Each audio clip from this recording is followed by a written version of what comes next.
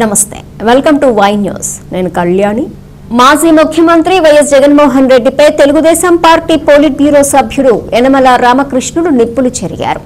కాకినాడ జిల్లా తేటగుంటలో జరిగిన కూటమి ప్రభుత్వం తొలి వసంత వేడుక సన్నాహక సమావేశానికి ముఖ్య అతిథిగా విచ్చేసిన యనమల రామకృష్ణుడు అవినీతి సామ్రాట్ జగన్ రెడ్డి విధ్వంసకర పాలనను అంతమొందించిన ఆంధ్రప్రదేశ్ ప్రజలు కూటమి ప్రభుత్వం తొలి వసంత వేడుకలకు సిద్ధపడుతుంటే జగన్ రెడ్డి కూటమిపై విషం చిమ్ముతున్నారని మండిపడ్డారు. జగన్ దాష్టీకాలను కూటమి శ్రేణులు తిప్పికొట్టాలని యనమల పిలుపునిచ్చారు. అసలైన అభివృద్ధికి ఆనవాలు ఆంధ్రప్రదేశ్. చంద్రబాబు అహోరాత్రులు శ్రమించి స్వర్ణాంధ్రకు రూపురేఖలు దిద్ది ప్రపంచ దేశాలు ఆంధ్రప్రదేశ్ వైపు చూసేలా చంద్రబాబు కృషి చేస్తే ఒక్క అవకాశం అంటూ అధికారంలోకి వచ్చిన జగన్ రెడ్డి ఆంధ్రప్రదేశ్ ను అధోగతి పాలు చేశారని తెలుగుదేశం పార్టీ పోలిట్ బ్యూరో సభ్యుడు యనమల ఆరోపించారు. కూటమి ప్రభుత్వం అధికారంలోకి వచ్చి ఏడాది పూర్తయిన సందర్భంగా ప్రభుత్వ విప్ యనమల దివ్య అధ్యక్షతన జూన్ 4న తొలి వార్షిక వేడుక నిర్వహిస్తున్న నేపథ్యంలో ఇవాళ తేటగుంట క్యాంప్ కార్యాలయం వద్ద నియోజకవర్గ కూటమి విస్తృత స్థాయి సమావేశం జరిగింది. సభా నిర్వహణపై శ్రేణులకు దిశానిర్దేశం చేసిన యనమల ఎమ్మెల్యే యనమల దివ్య ఏడాది పాలనలో మండలాల వారీగా జరిగిన అభివృద్ధి సంక్షేమ పథకాల సమగ్ర నివేదికలను తొలి వార్షిక వేడుకల్లో మండల నాయకులు ఆవిష్కరించాలని సూచించారు. ఇదే సమయంలో సుపరిపాలన అందిస్తున్న కూటమి ప్రభుత్వంపై విషం చిమ్ముతున్న జగన్ రెడ్డి నంగనాచి కబుర్లతో మరో అవకాశం కోసం పాకులాడుతున్నారని, జగన్ నిజస్వరూపం అతని అవినీతి సామ్రాజ్యాన్ని ప్రజల ముందుకు తీసుకెళ్లాల్సిన బాధ్యత కూటమి శ్రేణులపై ఉందని యనమల అన్నారు. అవినీతి సొమ్ముతో మూటలు కట్టిన జగన్ విలాసవంతమైన జీవితం కోసం ఎంతకైనా తెగిస్తాడని రామకృష్ణుడు తూర్పారబట్టారు. అందుకే అమ్మను చెల్లిని సైతం గెంటేసిన ఘనుడు జగన్మోహన్ రెడ్డి అన్నారు. 6 ప్యాలెస్లు, అందులో బంకర్లు, వాటిల్లో వేల కోట్ల అవినీతి సొమ్మును మడతపెట్టి దాచుకున్న జగన్ అవినీతి దాహం తీరలేదని, అతని 5 ఏళ్ల పాలనలో రాష్ట్రాన్ని లూటీ చేసి అవినీతి సామ్రాజ్యాన్ని నిర్మించుకున్నారని యనమల నిప్పులు చెరిగారు. జగన్ విధ్వంసకర పాలన చూసిన ప్రజలు అతనికి రాజకీయ సమాధి కట్టారన్నారు. జగన్ అరాచక పాలనను అంతమొందించిన ప్రజలు సుపరిపాలకుడు చంద్రబాబుకు పట్టం కట్టి కూటమికి అధికారం అప్పచెప్పారని యనమల పేర్కొన్నారు. అభివృద్ధి సంక్షేమం జోడెడ్లుగా ముఖ్యమంత్రి చంద్రబాబు నాయుడు స్వర్ణాంధ్ర కోసం పరితపించి పనిచేస్తున్నారని, అయితే జగన్ గ్యాంగ్ కూటమిపై దుష్ప్రచారం సాగిస్తూ రాజకీయ మనుగడకు పాకులాడుతుందని, వైకాపా కుతంత్రాలను కూటమి శ్రేణులు తిప్పికొట్టాలని యనమల పిలుపునిచ్చారు.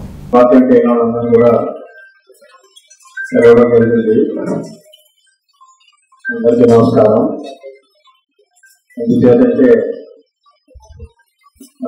మనకి మన కూటమి ప్రభుత్వం వచ్చి సంవత్సరం అవుతుంది. మనం ఒకవైపు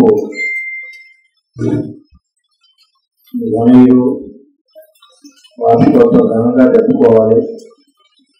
మనం చేసినటువంటి ఈ ఒక్క సంవత్సరంలో మనం ప్రభుత్వం చేసినటువంటి పనులు కానీ, స్థానికంగా నియోజకవర్గంలో చేసినటువంటి పనులు కానీ ఇవన్నీ చెప్పాలనే ఉద్దేశంతో మన రాష్ట్ర పార్టీ ప్రతి నియోజకవర్గంలో కూడా ఒక కార్యక్రమాన్ని ఏర్పాటు చేశాం.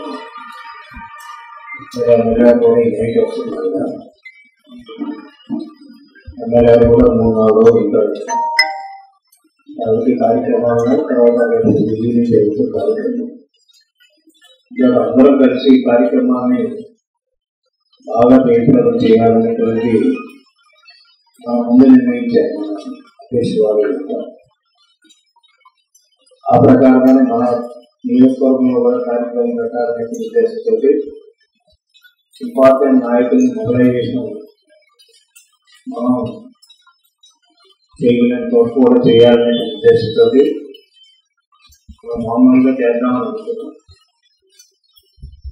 కాకపోతే మనం ఎప్పుడైతే ఈ వార్షికోత్సవం బ్రహ్మాండంగా జరుపుకోవాలని అనుకుంటున్నాము, దానికి కౌంటర్గా నేతల ప్రభుత్వ పార్టీ వైసీపీ కూడా కూటమి ఈ సంవత్సర కాలంలో చాలా అన్యాయాలు చేసింది. ప్రజలకు ఇచ్చినటువంటి వాగ్దానాలు అమలు జరపలేదు, మేనిఫెస్టో అమలు జరపలేదు, సూపర్ 6 అమలు జరపలేదు, ఏ కార్యక్రమాలు చేయలేదు. కంప్లీట్గా ఫెయిల్ అయిపోయినటువంటి ఉద్దేశంతో వాళ్ళ రైతు విద్రోహ ఏమైతే వ్యక్తులు కార్యక్రమాన్ని నిర్వహించడానికి వాళ్ళు కూడా రాష్ట్ర వ్యాప్తంగా కార్యక్రమాన్ని నిర్వహించడానికి కూర్చున్నారు. బహుశా రేపు మా స్కూల్లో అయితే మార్నింగ్ వాళ్ళు ర్యాలీ ఉంటుందన్నారు. మనకు అభ్యంతరం లేదు. ఏ పార్టీ ఏ కార్యక్రమం పెట్టుకున్నప్పుడు కూడా మా అడ్డుపెట్టడం వాళ్ళ కార్యక్రమం వాళ్ళు పెట్టుకుంటారు.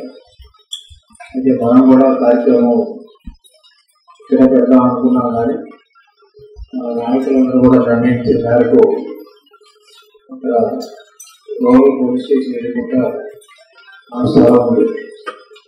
ఆ స్థలంలో పెట్టాలని చాలా చేసిన అనే ఉద్దేశంతో ఆ స్థలాన్ని చూసామన్నాను.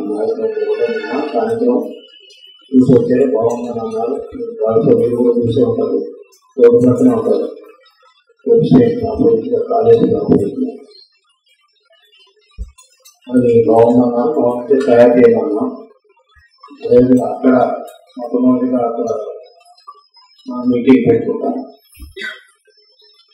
మీటింగ్ పెట్టుకునేటువంటి సందర్భం వచ్చినప్పుడు మనం 1 year మొట్టమొదటిగా అంటే మనం ఎప్పుడు మీటింగ్ పెట్టినా బ్రహ్మాండంగా జనం వస్తారు.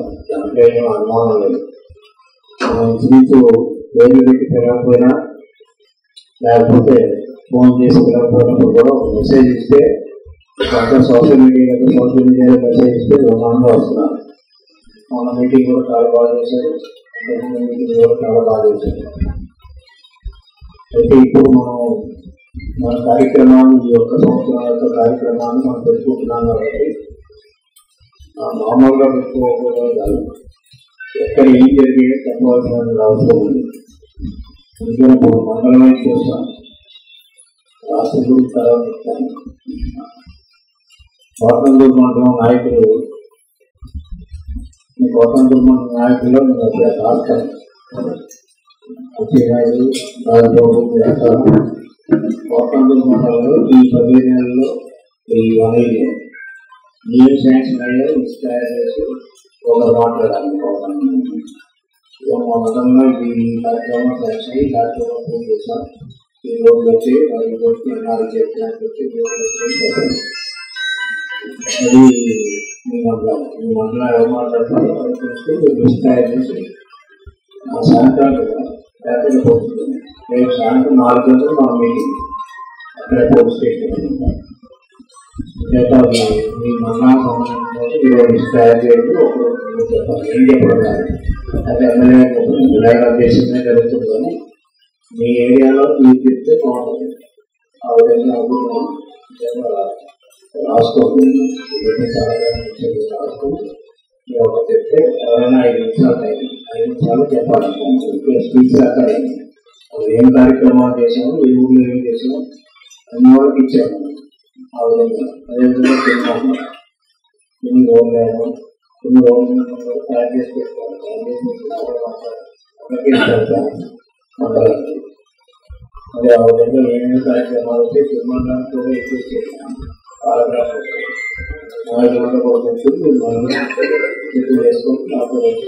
సాయంత్రం అంటే సాయంత్రం యూజ్ చేద్దాం. వాళ్ళు మీరు ఏదైనా ఓపెన్ చేస్తే నా దగ్గర ఆ కాపీలు నేను చూస్తాను. శాంక్షన్ ఇచ్చిన వాళ్ళు కాబట్టి చూస్తాను. అట్లాగే మీరు కూడా మనం కూర్చోబెట్టాలని ఇంకొచ్చే చూడాలి. కూడా ఎవరు మాట్లాడతారో ఎవరు చెప్తారో చూసుకోవాలి. నేను ఏమన్నా వాళ్ళే మాట్లాడుతాను. అలా భావం వచ్చేటప్పటికి మీరు గుర్తు తయారు చేయండి. పవన్ దాకా పడుకోవట్లేదు కూడా మీరు ఏం చేస్తారో మనం ఏ ఏరియాని కూడా నిర్లక్ష్యం చేయలేదు. అన్ని వాటిని సమానంగా ఇచ్చాం. పార్టీ కూడా సమానంగా ఇచ్చాం. అంటే మీరు మాట్లాడేవాళ్ళు ఒక అలా నేను దృష్టి తయారు చేసి నాకు రాత్రికి ఉపయోగిస్తే సాయంత్రం వాళ్ళు రాత్రి రేపు చేసుకోవడానికి రేపు ఇవ్వడానికి నేను ముందు కూర్చొని తయారు చేయాలి. రేపు పొద్దున్న వాళ్ళకి తొమ్మిదిస్తే నేను ఒకసారి స్కూటీ చేస్తాను. ఏమైనా చేశాను వాళ్ళకి చాలా దిగుబడిగా వస్తున్నారు. నాయకులు చెప్తారు 3 మండలాలు కొని చేయాలి. ఈరోజు మనం మీటింగ్ పెట్టిన కారణం ఏంటంటే ఒక కొత్త ప్లేస్లో పెడుతున్నాం. అది 11 పంచాయతీకి వస్తుంది. అయితే కాలేజీకి ఆపోజిట్లో మీరు వచ్చేటప్పుడు చూసి అనుకుంటాను. ఒరిజినల్గా నేను గెస్ట్ హౌస్ కట్టాలి, పార్టీ ఆఫీస్ కట్టాలని తీసుకున్నాను. అది బాగు చేశాను. కాకపోతే అప్పుడు ఇంకా తయారవ్వకపోతే ప్లేస్ తయారవ్వకపోతే అక్కడ భవిష్యత్తులో మనం వేరే చోట పెట్టుకునే బదులు మన ఆ ప్లేస్లోనే పెట్టుకుంటారని మన వాళ్ళందరూ నిర్ణయిస్తే అక్కడే పెట్టుకుంటున్నాం. అంటే ఇది ఒక కార్యక్రమం. రెండో కార్యక్రమం చూస్తే వాడు చెప్పడానికి ఏం లేదు. ఎందుకంటే మనం ఒకసారి వాళ్ళ వైసీపీ హిస్టరీ చూస్తే చాలా భయంకరమైన హిస్టరీ. వైసీపీ ముందు పరిపాలించిన దాదాపు నేను చాలా మంది ముఖ్యమంత్రులు చూశాను, ఇంక్లూడింగ్ రాజశేఖర్ రెడ్డి. చాలాసార్లు నేను అపోజిషన్ లీడర్గా ఉన్నాను, గవర్నమెంట్లో ఉన్నాను, అందరినీ రకరకాల చూశాను. చెన్నారెడ్డి దగ్గర నుంచి, విజయభాస్కర్ రెడ్డి దగ్గర నుంచి, జనార్దన్ రెడ్డి దగ్గర నుంచి, రాజశేఖర్ రెడ్డి దగ్గర నుంచి అందరూ కూడా చూశాను. ఎప్పుడు ఇంత దౌర్జన్యం కానీ లేకపోతే ఇంత దౌర్జన్యకాలం కానీ లేకపోతే అవినీతి కానీ, అదేవిధంగా ఈ రకమైనటువంటి పరిపాలన జగన్ చేసినటువంటి దౌర్జన్యకాండ, దుష్టపరిపాలన, అవినీతి పరిపాలన ఈనాడు నా జీవితంలో 43 సంవత్సరాలు ఎప్పుడు చూడలేదు.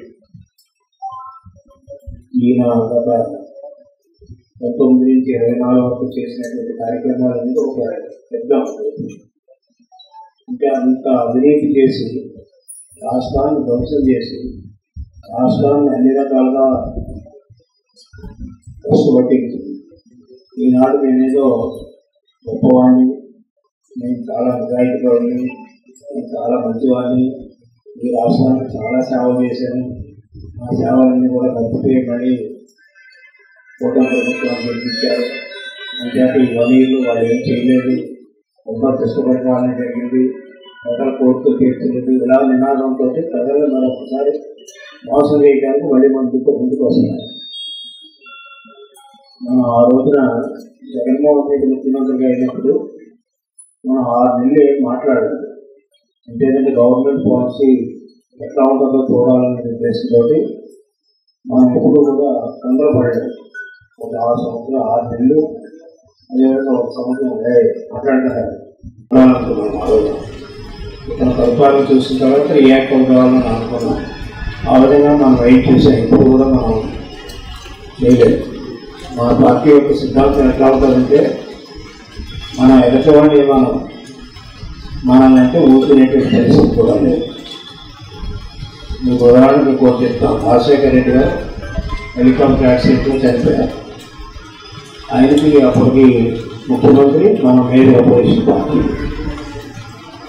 జనరల్గా పొలిటికల్ పార్టీస్ ఏం చేస్తారంటే వెళ్తే ఒకసారి చెప్పి చూపించి ఒకసారి పరామర్శ చేసి వచ్చేస్తాం. కానీ మనం అట్లాగే చేశాము. కాకపోతే ఒక ముఖ్యమంత్రి రాష్ట్రంలో ఉండేటువంటి ముఖ్యమంత్రి చనిపోయాడు అనేటువంటి ఉద్దేశంతో మనం పెద్దగా వాడి గురించి మాట్లాడాలి. ఇంచుమించు 5-6 నెలలు మాట్లాడలేదు రాజశేఖర రెడ్డి గురించి. అంటే మనం ఆ విధమైనటువంటి రాజకీయం చేసాం. లేకపోతే అప్పుడే చాలా వచ్చాయి. అసలు యాక్సిడెంట్ ఎలా జరిగింది, ఎవరు చేయించారు, ఎవరు చేశారు, ఎలా చేశారు, ఎందుకు చనిపోయాడు, ఇవన్నీ చాలా మీడియాలో వచ్చాయి. కానీ మన పార్టీ ఒక సిద్ధాంతం కలిగినటువంటి పార్టీ కాబట్టి ఇప్పుడు మనం బయట ఎప్పుడు ఏం చెప్పలేదు. ఎవరు చేశారంటే మన ముఖ్యమంత్రిగా ఉండే యాక్సిడెంట్ చనిపోయాడు కాబట్టి మన సుపరిధిగా ఉండడమే మన ధర్మం అనేటువంటి ఉద్దేశంతో కొన్ని రోజులు మనం మాట్లాడలేదు. ఆ గవర్నమెంట్ గురించి మాట్లాడలేదు, ఆ పార్టీ గురించి మాట్లాడలేదు, రాజశేఖర రెడ్డి గారి యొక్క చరిత్ర గురించి కూడా మాట్లాడలేదు. చాలామంది చాలా రకాలుగా మాట్లాడారు. మన పార్టీకి ఒక సిద్ధాంతం ఉంది. ఎందుకంటే ప్రజల్లో ఉండేటువంటి పార్టీ, ప్రజలుగా పోరాడేటువంటి పార్టీ, రాష్ట్రాన్ని అభివృద్ధి చేయగలిగినటువంటి సత్తా ఉన్నటువంటి పార్టీ మా పార్టీ, మా నాయకుడు చంద్రబాబు నాయుడు గారు. అదేవిధంగా మీరు చూస్తే ఎన్టీ రామారావు గారు ఏదైతే సిద్ధాంతాలను ఆ రోజు చెప్పాడో మా అందరికీ అదే సిద్ధాంతాన్ని ఇప్పుడు కూడా పాటిస్తున్నాం. కాకపోతే పరిస్థితులకు అనుగుణంగా కొన్ని మార్పులు జరుగుతూ ఉంటాయి. ఆ రోజు ఉన్న వాళ్ళే ఈ రోజు ఉండాలి, ఈ రోజు ఉన్న వాళ్ళే రేపు ఉండాలి అనేటువంటి అది కాదు. పరిస్థితులు ఎప్పటికప్పుడు మారుతూ ఉంటాయి. 40 సంవత్సరాల కింద ఉండేటువంటి రాష్ట్ర పరిస్థితులు కానీ, సమాజంలో ఉండేటువంటి సమస్యలు కానీ ఈనాడు వేరు. అంటే ఈనాడు పరిస్థితులకు అనుగుణంగా పార్టీ యొక్క పాలసీలు ఉంటాయి. అదే మన మహానాడులో చెప్పారు మన వాళ్ళందరూ కూడా. అంటే దాన్ని రెజల్యూషన్ కూడా మేము తయారు చేసాం, ఆధ్వర్యంలో అన్నీ కూడా మా ఒక్కొక్క రెజల్యూషన్ మాట్లాడాం. అంటే మన పార్టీ సిద్ధాంతం అంటే ఎదుటి వాళ్ళని ఆడిపోసుకోవడం అనేటువంటి మన సిద్ధాంతం కాదు. అట్లానే మన మీదకి వచ్చి మన మీద గొడవ చేస్తే మనం కూర్చునేటువంటి కాదు. మనం డెఫినెట్గా మనం రియాక్ట్ అవుతాం, డెఫినెట్గా రిపోర్ట్ చేస్తాం, రిపోర్టింగ్ చేస్తాం. అంటే వాళ్ళ పేరే చూస్తే నీకు ఎన్టీ రామారావు కూడా అదే పరిస్థితిలో రాజకీయం చేశాం. ఆ టైంలో కూడా చంద్రబాబు నాయుడు టైంలో కూడా అదే చేశాం. ఏమీ సందర్భంలో లేకుండా చంద్రబాబు నాయుడు గారిని జైలు పెట్టించాం. కేసు లేదు, పాడు లేదు, ఏమీ లేదు. ఇంకా అటువంటి కక్షపూరితమైనటువంటి పరిపాలన చేశారు దాదాపు ఈ 40 సంవత్సరాలు. నాకు ఉన్నటువంటి అనుభవంలో కక్షదాడిపు చర్యలు చేసి కక్షదాడిపు పరిపాలన చేసింది 5 సంవత్సరాల్లో ఒక జగన్మోహన్ రెడ్డి ఒకటే. రాజశేఖర రెడ్డి కూడా మనం మంచిగా చేశారు. ఎప్పుడు కూడా అతను కక్ష సాధించలేదు. అతను పరిపాలన చేసుకున్నాడు, అతని యొక్క టీడీని అతను చెప్పుకున్నాడు చేసేవాడు తప్ప రాజశేఖర రెడ్డి గారు కూడా ఎప్పుడూ కక్ష సాధించలేదు. చెన్నారెడ్డి కూడా ఎప్పుడూ కక్ష సాధించలేదు, ఎవరు కక్ష సాధించలేదు. కాకపోతే వాళ్ళు కాంగ్రెస్ పార్టీలో ఇంటర్నల్గా వాళ్ళు దెబ్బలాడుతున్నారు. రాజశేఖర రెడ్డికి వాళ్ళ హైకమాండ్ పడేది కాదు, హైకమాండ్ రాజశేఖర రెడ్డి దగ్గర చేసేవారు కాదు. కాబట్టి అల్టిమేట్గా ముఖ్యమంత్రి అవ్వడానికి అవకాశం ఇచ్చారు. అది వాళ్ళ చరిత్ర. ఇప్పుడు ఉన్నటువంటి పరిస్థితి వేరు. ఇప్పుడు ఒక దుర్మార్గుల పరిపాలనలోకి వస్తే, ఒక దుష్టుల పరిపాలనలోకి వస్తే ఎట్లా ఉంటుంది అనేటువంటి ప్రజలు గత 5 సంవత్సరాల పరిపాలన చూశారు, 19 నుంచి 24 ఎందుకంటే అభివృద్ధి లేదు. ఎందుకంటే మీకు ఆ చరిత్ర ఒకసారి మనం చూసుకుంటే ఏం చెప్పాలంటే మీరు కూడా తెలుసుకోవాలి. ఎప్పుడైనా సందర్భం వచ్చినప్పుడు ఒక్కసారి వెనక్కి వెళ్దాం. రాజశేఖర రెడ్డి గారు బతిగా ఉండగా, వాళ్ళ తండ్రి రాజశేఖర రెడ్డి ముఖ్యమంత్రిగా ఉండగానే ఈయన జగన్మోహన్ రెడ్డి గారు అవినీతి కార్యక్రమాలు మొదలెట్టారు. అవినీతి కార్యక్రమాలు మొదలెట్టడమే కాకుండా ఈవెన్ రాజశేఖర రెడ్డి గారి మీద కూడా నిలబడటానికి ప్రయత్నం చేశారు. మీకు తెలుసు కదా, రాజశేఖర రెడ్డి గారు కూడా కేవీపీ అని ఉండేవాడు. ఆయన తప్పించేసి ఈ ప్రకటన చేద్దామని తయారయ్యాడు. అప్పుడు ఎక్కడ అమెరికాలో కొన్నాళ్ళు సరైన అంటాడు. అదేవిధంగా బెంగళూరులో ఉండేవాడు. ఆ విధంగా ఇక్కడికి వచ్చి హైదరాబాద్లో ఉండి హైదరాబాద్లో ప్రకటన చేద్దామనే ఉద్దేశంతో మాట్లాడితే రాజశేఖర్కి మెచ్చుకోవాలి. అప్పుడు ఒప్పుకోలేదు. నువ్వు ఇక్కడ పనికిరావు, నువ్వు వెళ్ళిపోవాలంటే బెంగళూరు పంపించేశాను. బెంగళూరు నుంచి ఆపరేట్ చేసి మొత్తం 1,00,000 కోట్ల రూపాయలు అవినీతి చేశాడు. ఏ పదవి లేకుండా పెద్ద నడుపుతుంది. అంటే చరిత్ర ఎటువంటిది అంటే చరిత్ర జ్ఞాపకం చేయాలి ప్రజలు కూడా. ఏదో మనం ఏదో తప్పు చేసామన్నట్టు ఇప్పుడు మాట్లాడి చిత్రీకరించి మోసం మాటలు మాట్లాడి మళ్ళీ అధికారంలో రావడానికి ప్రయత్నం చేస్తున్నప్పుడు మనం కూడా అక్కడ చరిత్ర నిర్మాణం చేయాలి ప్రజలకి. ఆ విధంగా ఆ రోజున తండ్రి అధికారంలో ఉంటే ఆ రోజు మేమంతా కూడా డాక్యుమెంట్ రాసాము. 1,00,000 కోట్ల రూపాయలు ఈయన సంపాదించారు తండ్రిని అధికారం పెట్టుకుని. ఆ 1,00,000 కోట్లు మనం ప్రచారం చేసాం, బుక్ కూడా పబ్లిక్ చేసాం. దాంట్లో నేను, మైసూరారెడ్డి, ఉమారెడ్డి వెంకటేశ్వర్లు, మన దారివేద గారు అందరం గురించి రాశాను. అది బాగా పాపులర్. ఆల్ ఎంపీలు దేశం అంతా పెట్టాం, బాగా పాపులర్. సిబిఐ ఎంక్వైరీ కేంద్ర ప్రభుత్వం వేసింది. ఎవరి ప్రభుత్వం అప్పుడు కాంగ్రెస్ ప్రభుత్వం వేసింది సిబిఐ ఎంక్వైరీ. సిబిఐ ఎంక్వైరీ అయితే 40,000 కోట్ల రూపాయలు అవినీతి జరిగిందనేటువంటి వాళ్ళు రిపోర్ట్ ఇచ్చారు. అంటే ఇప్పుడు కూడా నాయకుల యొక్క చరిత్ర తెలుసుకోవాలి. మీరు నాయకులే కాబట్టి రాష్ట్ర నాయకులు కాకుండా గ్రామ నాయకులు, మండల నాయకులు, మున్సిపల్ నాయకులు తెలుసుకోవాలి. అప్పుడు సిబిఐ 40,000 కోట్ల రూపాయలు అవినీతి జరిగినట్టుగా నిర్ధారించేవారు. మా మిత్రులు 1,00,000 కోట్ల రూపాయలు అవినీతి అని చెప్పాను. 40,000 కోట్ల రూపాయలు అవినీతి అని చెప్పారు. దాంట్లో 5,000 కోట్ల రూపాయలు ఆస్తులు అటాచ్మెంట్ చేశారు. ఎవరి ఆస్తులే అటాచ్మెంట్ చేశారు. అంటే ప్రూవ్ అయ్యి మనం ఇచ్చిన దాంట్లో 50% ప్రూవ్ అయింది. ఇంకా ఎంక్వైరీ జరుగుతున్నాయి. ఈ లోపల 11 ఛార్జ్ షీట్లు పడ్డాయి. తర్వాత 4 పడ్డాయి. మొత్తం 5 పడ్డాయి. మొత్తం 16 ఛార్జ్ షీట్లు పడ్డాయి. 60 నెలలే అంతా మొత్తం జైల్లో ఉన్నాడు. ఇది అతని యొక్క చరిత్ర. ఇప్పుడు అసలు అధికారంలోకి రాకుండానే, ముఖ్యమంత్రి అవ్వకుండానే అతని చరిత్ర ఎటువంటిదంటే ఛార్జ్ షీట్లు వేయించుకున్న చరిత్ర, 1,00,000 కోట్ల రూపాయలు తినేసినటువంటి చరిత్ర, అదేవిధంగా అతను చేసినటువంటి దౌర్జన్యాలు. మరి ఎక్కువ మొదటి ఫ్యాక్షన్ ఫ్యామిలీ, ఆ ఫ్యాక్షన్ ఫ్యామిలీలో ఆ బాబాయిని కూడా మధ్య చేయించాడు అనేటువంటి మీడియా ఒకవేళ చెప్తూ ఉన్నారు. చాలామంది చెప్తూ ఉంటారు, అతని తరఫున అడుగుతూ ఉంటే.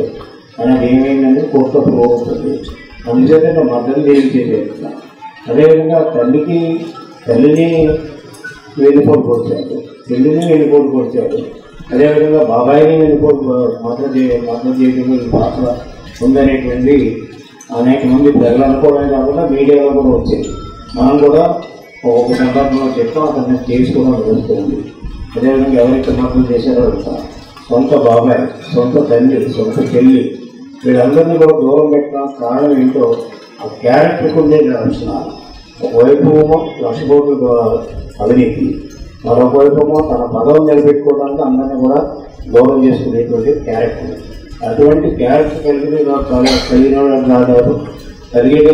కాబట్టి, అటువంటి క్యారెక్టర్ ఉన్నవారు కాబట్టి ఈ రోజున మన రాష్ట్రంలో అతన్ని రాయి మాట్లాడి అధికారంలోకి వచ్చారు. ఏమన్నాడు, ఒకటే నాకు ఒక్క ఛాన్స్ ఇవ్వండి నేను చేసి చూపిస్తా అన్నాడు. ఒక ఛాన్స్ ఇవ్వండి, ఒక ఛాన్స్ అని ప్రజలు నమ్మేపోతుంది.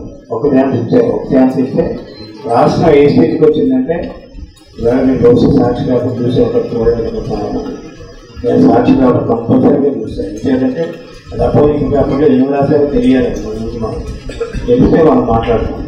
ఏదో రాశారు ఉంటుంది, ఎకానమీ గురించి ఏదో రాసుకుంటాడు, దానికి నేను నన్నే సమాధానం చెప్పాను. మళ్ళీ చెప్తాను, రేపు మధ్యాహ్నం రేపు సాయంత్రం చెప్తాను. అందుచేతంటే అతని యొక్క క్యారెక్టర్ ఉన్నది, ఆ క్యారెక్టర్ మనం ఎక్స్పోర్ట్ చేయాలి. ఈనాడు ప్రజలు తెలుసుకున్నాను. అంటే నేను చెప్పేది రెండే విషయాలు. అధికారంలోకి రాకముందు ఎలా సంపాదించాడు, అధికారంలోకి వచ్చిన తర్వాత ఎలా సంపాదించాలంటే మొత్తం ప్రజల యొక్క సంపద, సహజ సంపద అంటే ఇప్పుడు ఏదైనప్పుడు కూడా మధ్యనే ఏదైనప్పుడు కూడా ఎన్విరాన్మెంట్ అయినా ఏదైనప్పుడు ప్రజల సంపద ఇచ్చేస్తారు.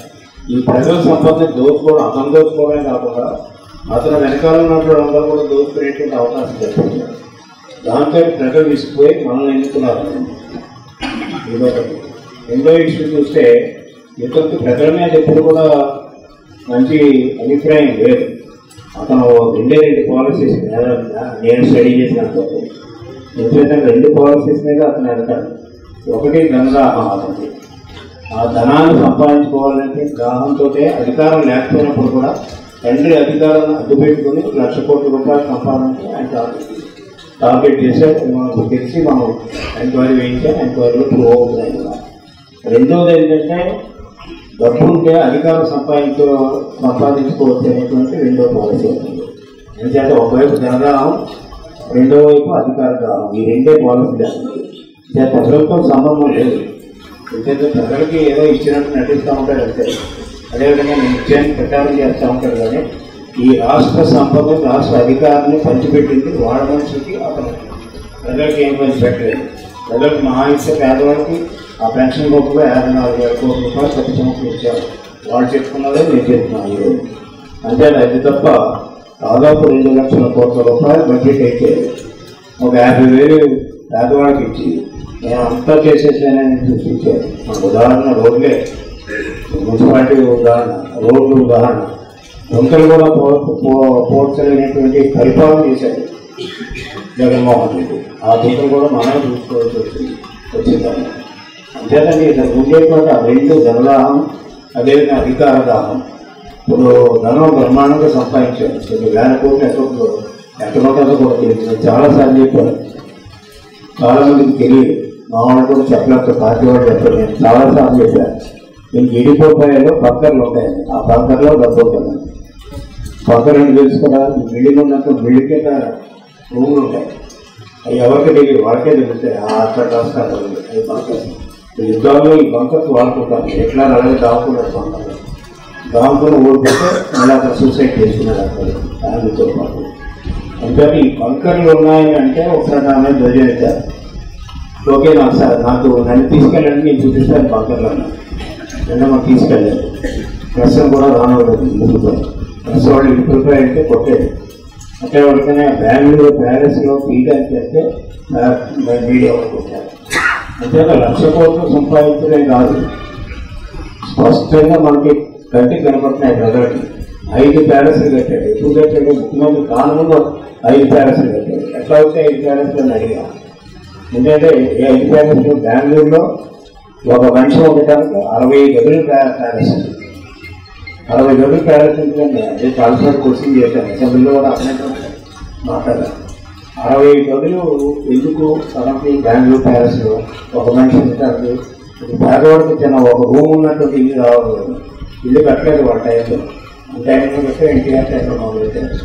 ఇంకేంటంటే బెంగళూరులో ప్యాలెస్ 60 అదే ఫోటోలు వచ్చే పేపర్లో బయట నుంచి వచ్చి లోపలికి వెళ్ళి చేద్దామంటే ఎవరిని కూడా మీడియా వాళ్ళు రావాలి. లోపల విశేషం ఏంటో తెలుసా మీకు, 60 రూములు వెళ్ళినటువంటి ప్యాలెస్ కట్టాడు.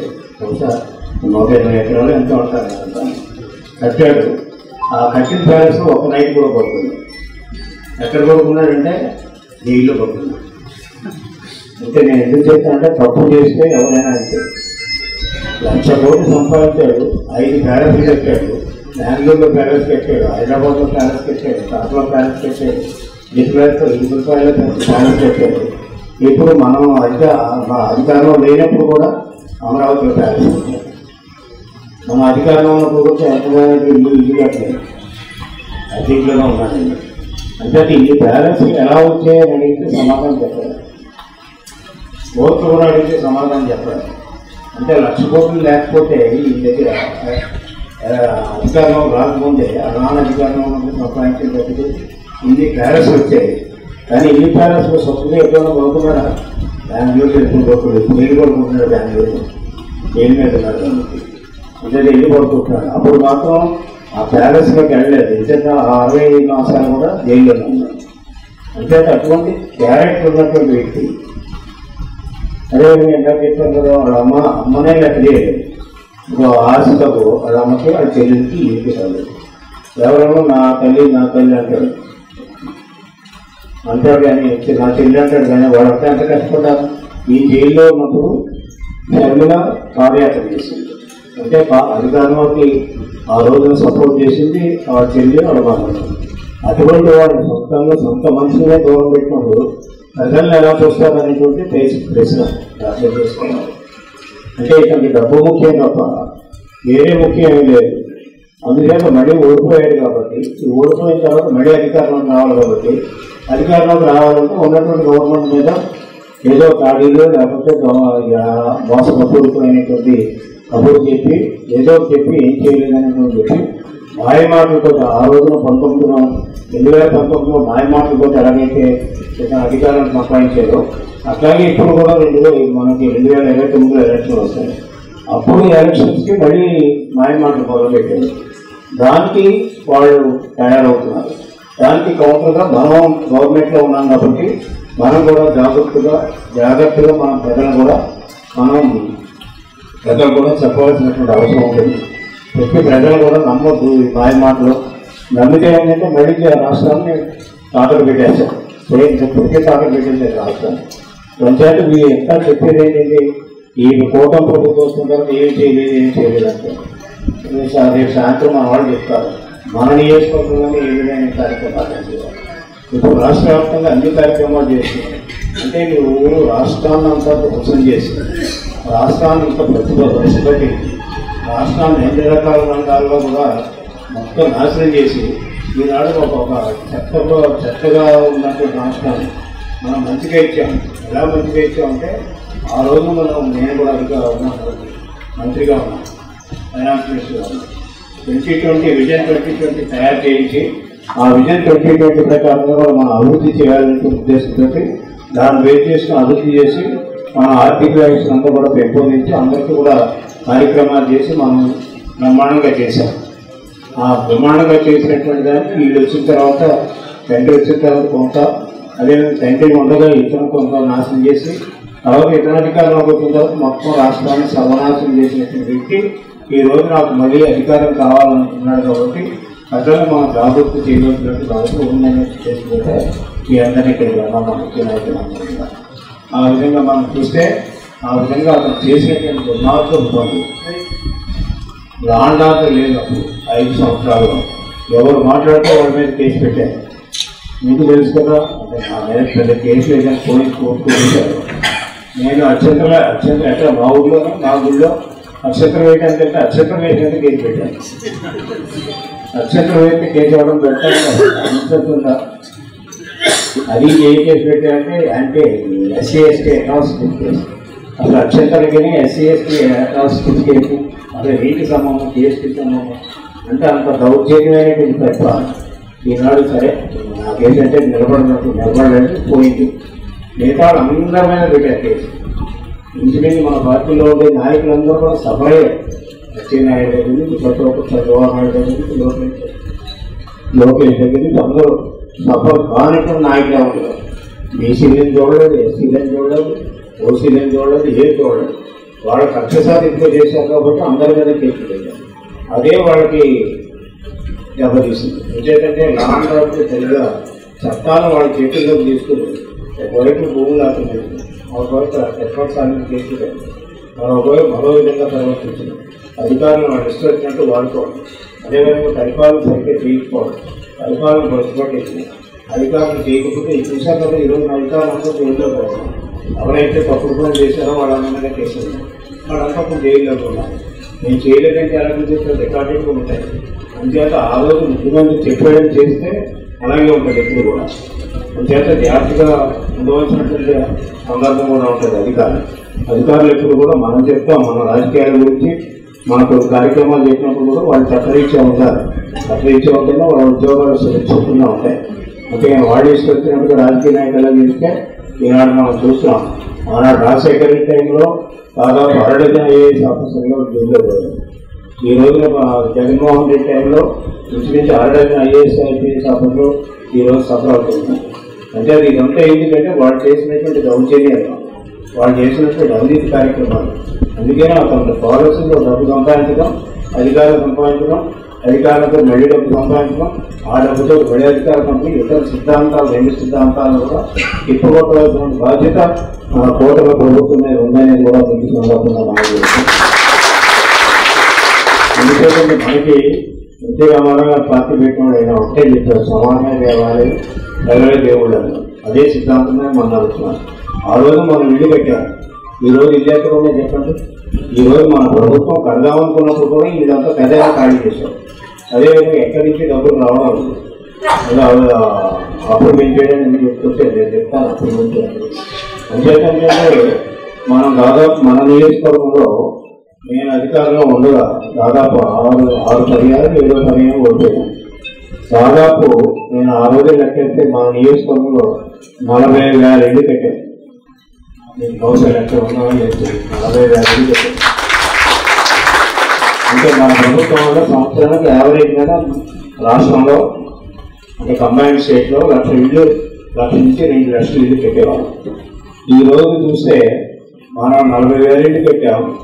చూడండి, ఒక్కొక్క ఊరు చూడండి, దీపావళి వచ్చారా, కొత్త పిల్లలు వచ్చారా, దీపావళిలో 11 కాలనీలు పెట్టాం. ఒక్కొక్క కాలనీ 200 ఇళ్ళు 150 ఇళ్ళు. వేలంపేటలో ఇంచుమించు 10 కాలనీలు వాళ్ళు పెట్టాం. అది రోడ్డు మీద ఉండే రేపు మీటింగ్లో చూస్తాను. ఆ రోడ్డు మీద ఉండేటువంటి కాలనీ అంతా బాగా పెట్టాం.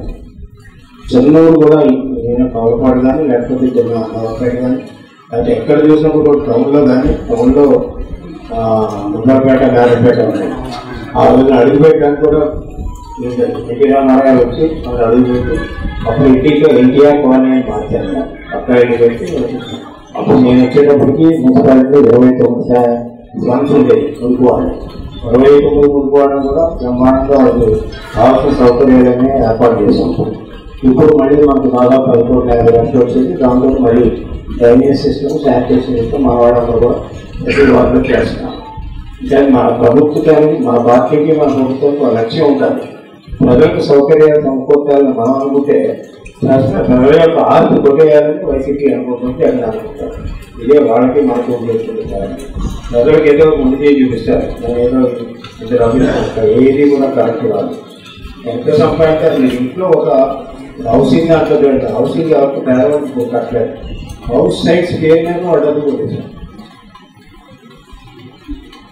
పక్కన ఉంది రాజపేట, ఎకరానికి 40 లక్షలు తీసుకున్నారు. రైతుకి ఇచ్చింది ఎంతో రైతులు చెప్తారు, మిగతా అంటే మిల్లు కొట్టేశారు. అదొకటి. తర్వాత ఒక ఇంటి పేదవాళ్ళ ఇంటి మీద మీరు ఎలాగ డబ్బులు ప్లాన్ చేశారంటే వాడు జగన్మోహన్ రెడ్డి ప్లాన్ అంటే ఎట్లా డబ్బులు కొట్టాలని హౌస్ సైట్ ఎక్కువ చేసి 10 రూపాయలు ఉన్నటువంటి ఎకరం 10 రూపాయలు అంటే 30,000 గవర్నమెంట్ 30,000 పెట్టి ఆ 30 రూపాయల దాంట్లో మీరు రైతుకి ఇచ్చింది మరి 10 రూపాయలే. ఆ ఎక్స్ట్రా 20 రూపాయలు వీళ్ళు తీసేస్తున్నాం. లక్షలే ఉందని అంతే, లక్షలే చెప్పలేక నేను ఊరికే రూపాయలే చెప్తున్నాను.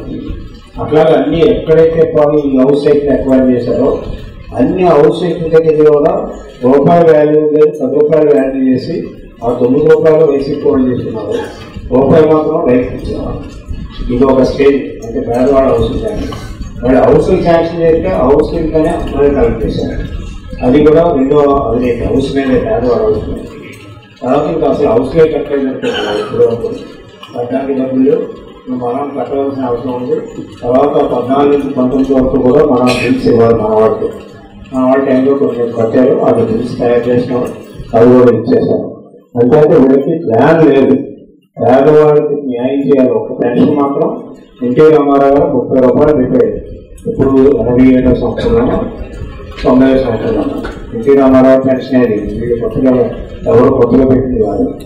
ఆ రోజున ఎలక్షన్ జరుగుతున్నాయి, బై-ఎలక్షన్ చేసే కడపలో. ఆ కడపలో ఒక రామచంద్రారెడ్డి గారికి మంత్రులు వాళ్ళ ఇప్పుడు కడప పార్టీ ప్రెసిడెంట్. వాళ్ళ కార్యక్రమానికి వెళ్తూ ఆ కార్యక్రమంలో పేదవాడు చెప్పులు లేకుండా రోడ్డు మీద నడుస్తూ ఉంటే ఆయన వ్యాన్లో వెళ్తాడు. ఎన్టీఆర్ ఎప్పుడు కూడా వ్యాన్లో పని కూర్చుని వెళ్తాడు. ఆయనకి ఎండా వాన ఏం తెలియదు. ఆ విధంగా ప్రయాణం చేసేవాడు. వెళ్తూ చూస్తే ఆ పేదవాడిని చూసి అయ్యో చెప్పులు లేకుండా వెళ్తాడు. నెక్స్ట్ మీటింగ్ వెళ్ళగానే 30 రూపాయలు, ఇప్పుడు 30 రూపాయలు పెన్షన్ అనౌన్స్ చేసినట్టు ఘనత ఒక తెలుగుదేశం పార్టీ.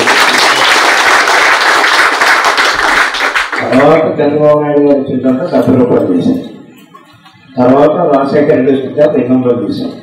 తర్వాత మనం వచ్చిన తర్వాత 2000 చేసాం ఫస్ట్. తర్వాత ఎలక్షన్ ముందు ఇంకో 1000 ఇచ్చాం, 3000 చేసాం. ఈయన కూడా 3000 ఇస్తానంటే అలా ఇచ్చాడో మరి మేము ప్రతి ఒకే గెలిచాం. తర్వాత మొన్న ఎలక్షన్లో మనం 4000 ఇస్తాను, 4000 ఇప్పుడు ఇస్తూ ఉన్నాం. మనకు భారమైన పడుతుంది. అంటే పెన్షన్ అనేది పెట్టేది ఒక ఎన్టీ రామారావు మొట్టమొదటి పెట్టారు. అంటే 87వ సంవత్సరంలో 30 రూపాయలు ఇస్తే ఇప్పుడు ఎంత దాని ఖరీదు ఆలోచించింది. 37,000 రూపాయలు, 30 రూపాయలు ఇప్పుడు ఎంత అవుతుంది? బహుశా 4,000 కంటే ఎక్కువ ఎక్కడ ఇస్తే ఎకనామిక్స్లో. ఇదే అంత కమిట్మెంట్ ఉన్నది. ఆ రోజున యావరేజ్ మీద ఇచ్చిన సంవత్సరానికి 1,00,000 ఇల్లు పైకి ఎక్కువ ఎన్టీ రామారావు గారు చంద్రబాబు. తర్వాత కట్టడమే మానేశారు మొత్తం అంతా. తర్వాత రాజశేఖర రెడ్డి టైంలో కొంత పెట్టారు, జగన్ టైంలో ఇంకా కట్టలేదు. ఇప్పుడు మనం కట్టాలని ప్రయత్నం చేసినా చూడాలి. మనకి దానికి కావాల్సినటువంటి ఆర్థిక కావాలి. సరే, గవర్నమెంట్ ఆఫ్ ఇండియా 1,85,000 ఇస్తారు. మనం ఒక 50,000 ఎక్స్ట్రా ఇచ్చి 2 లక్షలతో కడతా అంటున్నాం. 2 లక్షల పైన వస్తుంది. బహుశా దాంతో ఇల్లు అవుతుందా లేదా, లేకపోతే పేదవాళ్ళు కట్టుకోవాలా లేదన్నది వచ్చిన వాళ్ళు ఇష్టం. అది కూడా తయారు చేస్తాం స్కీమ్ల మీద. బస్సు ఫ్రీ బస్సు అన్నారు, ఇవ్వలేదంటే ఇస్తారు. ఒకటి సెట్ చేసుకుంటా వస్తున్నాం. ఇంకేదంటే అన్నీ ఒకసారి పెట్టలేదు, అన్నీ ఒకసారి ఇవ్వలేదు. ఇంకేదంటే ఈ కార్యక్రమాలు ఇవ్వాలంటే ముందు ధనం కావాలి, ప్రజల్లో డబ్బులు కావాలి. మొత్తం రాష్ట్రానికి వచ్చేటువంటి ఆదాయం అంతా దోచేశారు. ఇంకేదా ఖజానా అంతా ఖాళీ చేశారు, ప్రజల సంపద అంతా ఖాళీ చేశారు. ఈరోజు మీరు ఇవ్వలేదంటే ఖాళీ చేసినటువంటి వ్యవస్థను మనకి ఇచ్చి ఇవ్వలేదంటే ముందు ఖాళీని పూరించాలి. పూరించిన తర్వాత సరైన సమస్యలు ఒకటే కలిగించాలి. ఈరోజు జీతాలు ఫస్ట్కి ఇస్తున్నాం అనేటువంటి ఎంప్లాయీస్కి చెప్పారు. వాళ్ళ టైంలో ఇప్పుడు ఫస్ట్ కాదు, ఒక నెల 3 నెలలకు ఒకసారి ఇచ్చాం. కానీ మా వచ్చిన తర్వాత ఇప్పుడు ప్రతి ఫస్ట్కి జీతాలు ఇస్తున్నాం. అట్లాగే ప్రతి ఫస్ట్కి పెన్షన్లు ఇస్తున్నాం. మళ్ళీ రేపు 71,000 అయితే కొత్త పెన్షన్ ఇస్తున్నాం. అదేవిధంగా మనం చూస్తే ఈ రోజున డీలర్స్ కూడా, అప్పుడు డీలర్స్ని ఇచ్చారు. వాళ్ళకి బళ్ళు కొని ఇచ్చారు. బళ్ళు గురించి బళ్ళు ఎక్కువమంది వాళ్ళ సొంతానికి ఇస్తున్నారు. అక్కడ ఇచ్చి ఉండొచ్చు. కానీ ఈరోజు మళ్ళీ డీలర్ వ్యవస్థను మనం ప్రవేశపెట్టాం. డీలర్స్ అంతా కూడా మనకి ఫాలో చేశారు. మనంతా కూడా అంతేతే డీలర్ వ్యవస్థ పెట్టాం. అంతేతే రైస్ అక్రమంగా మంచి రైస్ అందాలనేటువంటి ఉద్దేశంతో ఈ కార్యక్రమం పెట్టాం. అంతేత ఈరోజే ఇంకా చెప్పాలని చాలా ఉన్నాయి. మన గవర్నమెంట్ ఇచ్చిన ఒక కూటమి గవర్నమెంట్ వచ్చినటువంటి సంవత్సరం కూడా కాదు, ఒక నెలలోనే ఢిల్లీ పరిగెత్తి వెళ్ళి ఇక్కడ ప్రెసిడెంట్ రూల్ పెట్టమంటారు. ప్రెసిడెంట్ రూల్ అంటే అర్థమైందా? అధ్యక్ష పరిపాలన పెట్టమంటాడు. ఇది మన గవర్నమెంట్ వచ్చి ఇంకా నెలలు కూడా అవ్వలేదు. అంటే అక్కడికి వెళ్ళి పెట్టండి, ప్రెసిడెంట్ రూల్ పెట్టండి అంటే అధికార దాహం ఎలా ఉంది జగన్మోహన్ రెడ్డి గురించి చెప్పడం చెప్తున్నాను. అంతే అతను అధికార దాహం, ధనదాహం ఈ రెండింటిని కూడా ప్రజల్లోకి తీసుకెళ్ళాలి. మనం ఈరోజు దాదాపు 7,000 మంది కేఎస్ఎస్ మెంబర్స్ ఉన్నారు. దాంతోపాటు యూనిట్ ఇన్ఛార్జ్ ఉన్నారు. అదేవిధంగా తర్వాత ఏమంటారు యూనిట్ ఇన్ఛార్జ్ బూత్ ఇన్ఛార్జెస్ ఉన్నారు. అదేవిధంగా ఏఎస్ఎస్ ఉన్నారు. అదేవిధంగా ఇప్పుడు మండల కమిటీలు వస్తాయి. మండలతో పాటు అనుమతి కమిటీలు వస్తాయి. మున్సిపల్ కమిటీ వస్తుంది. అనుమతి కమిటీలు వస్తాయి.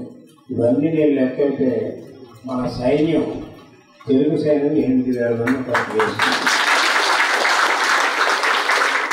8,000 మంది ఉంటారు. మీరు బహుశా 80 మంది వచ్చుంటారు కదా, మొత్తం 8,000 మంది పిలిస్తే 8,000 మంది వస్తారు. పిలిస్తే అందులో పెరగాలనుకో నన్ను ఇబ్బంది పెట్టడం మాకు ఇష్టం ఉండదు. అందుచేత అటువంటి పార్టీ స్ట్రక్చర్ రావడానికి కారణం అంటే ప్రధాన నాయకుడు నారా చంద్రబాబు నాయుడు.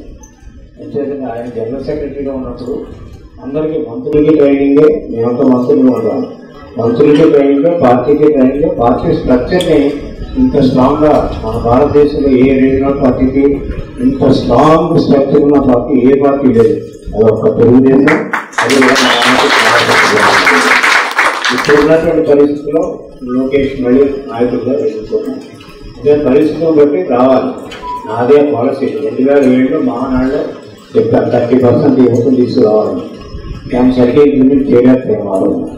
తర్వాత మొన్న ఎలక్షన్ ముందు కూడా ఇంటర్నల్ మీటింగ్ జరిగాం. 40% యువత కెపాసిటీ సీట్లు ఎందుకంటే యువత మనకి 2019 మనం చేయలేదు. యువత మన స్టాటిస్టిక్స్ మనం చేయలేదు. చేయకపోతే మరి యువతలందరూ కూడా మన స్కూల్లో రావాలంటే 40% సీట్లు ఇవ్వాలని పెట్టింది. అందరం ఒప్పుకున్నాం. దాన్ని అనౌన్స్ చేశాం. ఈరోజు 88 మంది కొత్త వాళ్ళు ఈనాడు ఎమ్మెల్యేలు అయ్యారు. అంటే ఆ విధంగానే యువత అంతా మనకి చేశారు. 100% యువత తెలుగుదేశం కూటమి చేసింది. ఓకే, పవన్ కళ్యాణ్ గారు ఒకవైపు, అదేవిధంగా మోడీ గారు ఒకవైపు, మనం ఒకవైపు, ముగ్గురు కలిసి ఎప్పుడైతే పార్టీని ఏర్పాటు చేస్తున్నామో కూటమిని, ఈ కూటమికి అనుకూలంగా మొత్తం రాష్ట్రంలో ఉండేటువంటి యువత అంతా కూడా జగన్మోహన్ రెడ్డి ఉద్దేశం మనకి చేశాడు. అంచేత మనం బాధ్యత, మన బాధ్యత ఏంటంటే మనం ప్రజలకి ఎక్కడ వంచన చేయకుండా ప్రజలను మనసులో పెట్టుకుని ప్రజలకు కావాల్సినటువంటి కార్యక్రమాలు చేయండి తప్ప మనం కూడా ఏదైనా తప్పుడు కార్యక్రమాలు చేస్తే ప్రజలు ఎప్పుడు కూడా అమాయకులని అనుకోవద్దు. అందులోకి సామాన్యులు అసలు అమాయకులు కూడా కాదు, పేదవాడు అమాయకులు కాదు. ఇంకా డబ్బున్నవాడే డబ్బు ఆశ్రయించేది అమాయకత్వం ప్రదర్శించవచ్చు. పేదవాడు కావాల్సింది ఏం లేదు. పేదవాడి దగ్గర ఉన్నంటే ఒకటి ఆయుధం ఓటు. ఆ ఓటు ఆయుధం ఎప్పుడు ఉపయోగిస్తానంటే ఎలక్షన్ టైంలోనే ఉపయోగిస్తాను. ఈనాడు ఓటింగ్ ప్యాటర్న్ చూస్తే లేదు. వస్తువులు ఉన్నటువంటి కోటేశ్వర్లు ఓటు లేదు. అసలు మీరు చూడలేవా? మున్సిపల్ సైకిల్ చేస్తున్నాను ఇటువంటి కొంతమంది చెప్తున్నాను. పెద్దవాళ్ళు ఎవరు కూడా ఓటు లేదు. ఈ మధ్య షోలో మొదలెట్టాను రావడం ఇలా చూపించడం ఓటు వేసాను. అదైనా ప్రచారాలు బాగా ఉంటే ఈ సినిమాకి వీళ్ళంతా వచ్చేది. వాళ్ళంతా కలిపితే 1% కూడా ఉండదు. మిడిల్ క్లాస్ ఫ్యామిలీలో 50% ఓటు వేస్తారు. ఓటు వేసేదంతా కూడా బిలో మిడిల్ క్లాస్, అంటే పేదవాళ్ళే ఓటు వేస్తారు. పేదవాళ్ళు ఓటు వేసేటప్పుడు మీ పేదవాళ్ళు సరిగ్గా చూడలేదనుకోండి, యావల్లో ఉండేటువంటి సమస్యలు చూడలేదనుకోండి. డబ్బున్నవాడికి ఏమో 5 వేసేది ఉంటుంది, 2 పడుతుంటాడు పోగా కావాల్సిన తెలియదు. పేదవాడికి సరిగ్గా తిండి ఉండదు, ఇల్లు ఉండదు, అదేవిధంగా సరైన రోడ్డు ఉండదు. అందుచేత మన పార్టీ యొక్క ప్రధానమైనటువంటి ఉద్దేశం ఏంటంటే మిగతా దేశాల్లో ఏ విధంగా అయితే అభివృద్ధి చెందిన దేశాల్లో మనం కూడా అభివృద్ధి చెంది రాష్ట్రంగా తయారవ్వాలనే ఉద్దేశంతో పేదరిక నిర్మూలన అనేది ఎన్టీ రామారావు గారు మొదలుపెట్టారు. ఇదే తిండి, బట్ట, ఇల్లు. ఈ 3 గంటల పేదవాడు కావాల్సింది ఇల్లు కావాలి, బట్ట కావాలి, అదేవిధంగా ఇల్లు కావాలి. మనం ఏదైతే మేడలో నివసిస్తున్నామో వాటి అనేది ఇల్లు ఉండాలి. అప్పుడు నేను వచ్చినప్పుడు 83వ సంవత్సరంలో కాటేకలు ఇచ్చారు ఇందిరాగాంధీ గారు. ఇందిరాగాంధీ కూడా పాపం పేదవాళ్ళ మనిషి. దాంట్లో ఏ పార్టీలో ఉన్నప్పుడు కూడా ఆవిడ కూడా చాలా పేదవాళ్ళకి సంబంధించిన విషయం చాలా చేస్తున్నారు. అందుకనే ఇప్పుడు మేము 82లో 85, 86 ఇప్పుడు వెళ్ళా కానీ ఇందిరమ్మ కాలనీ అంటారు తప్ప ఏ కాలనీ అంటారు. అలాగే 2 కిలోబీ అంటే ఎన్టీఆర్ కిలోబీ అంటారు తప్ప ఇంకొక పేదవాళ్ళు. అంటే ఆ విధంగా ఇప్పుడు ముద్దలు వేసుకోవాలి నాయకులు. ఇప్పటికీ కూడా ఇందిరాగాంధీ ఇల్లు పిల్ల కాలనీలు అన్నారు. తర్వాత మనం మార్చేసామనుకోండి, కాటేపల్లి చేసి పడిపోయి చేసాం చాలా చోట్ల. ఆ విధంగా 4 వేలు పెట్టాం. అదేవిధంగా ఈయన కిలో 2 రూపాయలు మీరు ఈ రోజున కిలో 5 రూపాయలు చేసినా 10 రూపాయలు చేసినా కిలో 2 రూపాయలు బియ్యం ఎన్టీఆర్ అంటేనే చప్పుడు కొడతారు బయటికి. అంతేకాకుండా ఆ విధంగా ముద్దలు పడాలి నాయకులు, ఆ విధంగా ముద్దలు పడాలి. మోసాలు చేసి ముద్దలు చేసుకోవడం అంతేకాదు. మోసం చేసే నాయకులు సరైన కొడుకాలని చెప్పాలంటే ఒక్క ఈ కూటమి అనేటువంటిది మీకు అదనంగా బాగా చేస్తున్నాం. అందుచేత రేపు పెట్టే మీటింగ్లో మనం అన్ని విషయాలు మాట్లాడతాం. మీరు కూడా ప్రతిదీ చదువుకోవాలి, నేర్చుకోవాలి. నేను పొద్దున్న లేగానే ఇంటి నుంచి 15 వ్యాపారం చదువుతాను. పొద్దున 4-5 లేస్తాను. 15 వ్యాపారం కిందకు వచ్చేటప్పుడు 8:30 కిందకు వస్తాను. 9 గంటలకు 15 వ్యాపారం చదివితే English paper, Telugu paper, maths అన్నీ చదివి నేను చెప్తాను. సాక్షిగా పెద్ద రాస్తాను, ఏదైనా రాస్తే సాక్షి పేపర్ చెప్పాను. అడుగులో ఉంది సాక్షి. మన కౌంటర్ ఇవ్వాలి, నాయకులు కౌంటర్ ఇవ్వాలి. అంటే అన్ని తప్పు రాత్రులు రాశాను. తప్పు రాత్రులు రాసి ఇదో నేను చాలా ధనం చేశాను.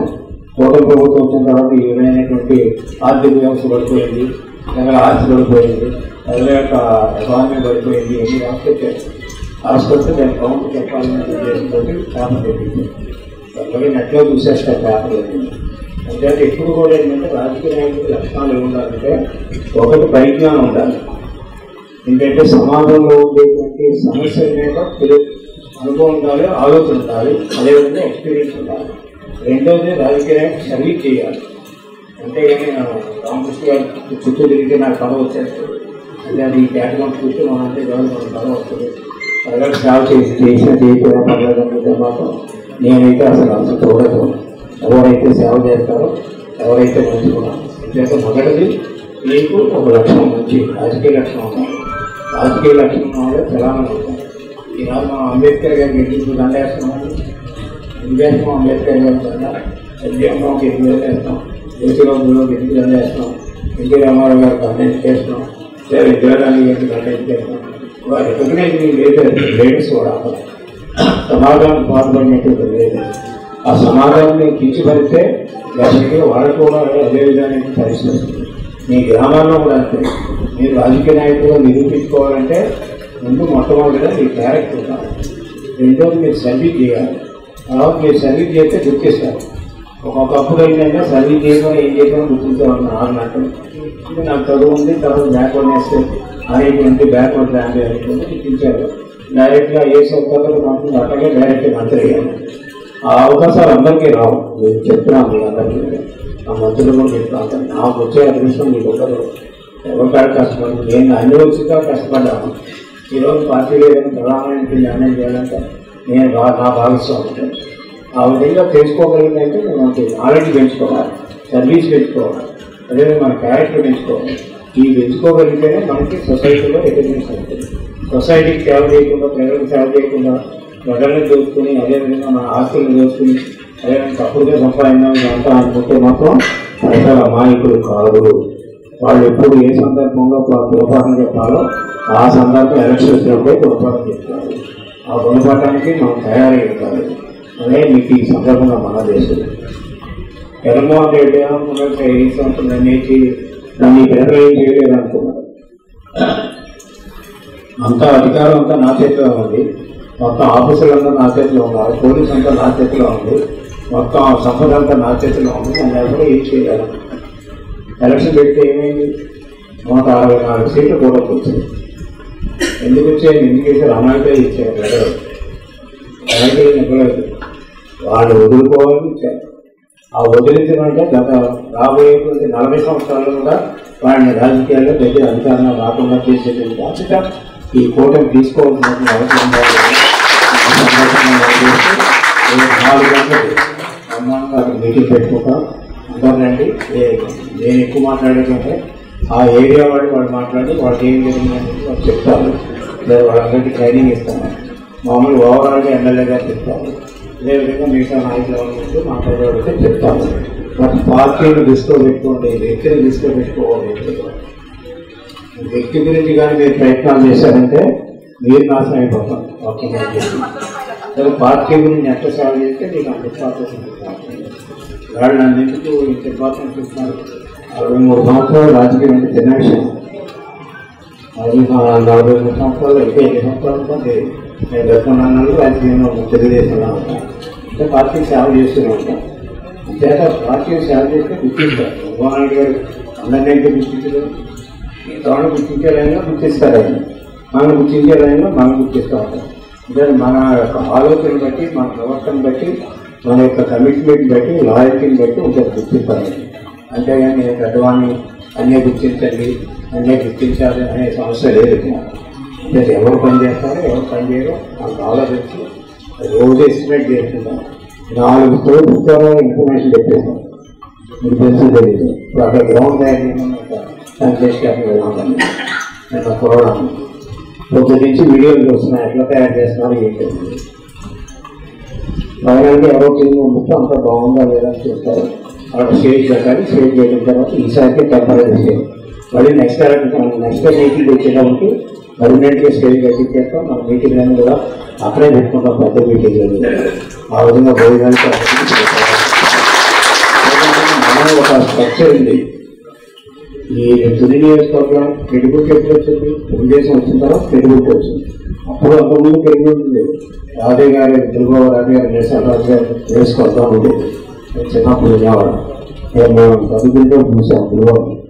ఆ గురుబాబు గారు అన్ని చదువుకుంటూ ఓట్లు చేస్తూ ఉంటే మా పనులు చూసేవాళ్ళం. ఇంకా విజయలక్ష్మి గారు తెలిసిన వాళ్ళకు ఫ్యామిలీతో చరిత్ర ఉంది. రాజుల్లో బట్టి ఈ ఏరియా పరిపాలించాలి కాబట్టి వాళ్ళకు చరిత్ర ఉంది. అంటే మనం రాజకీయంగా చరిత్ర సృష్టించాం తెలుగుదేశంలో. ఆ రాజకీయ చరిత్ర పర్మనెంట్గా ఉండాలనుకుంటే నా ఒక ఆశ. దానికి మీరందరూ కూడా తోడ్పడాలని మీ అందరినీ కూడా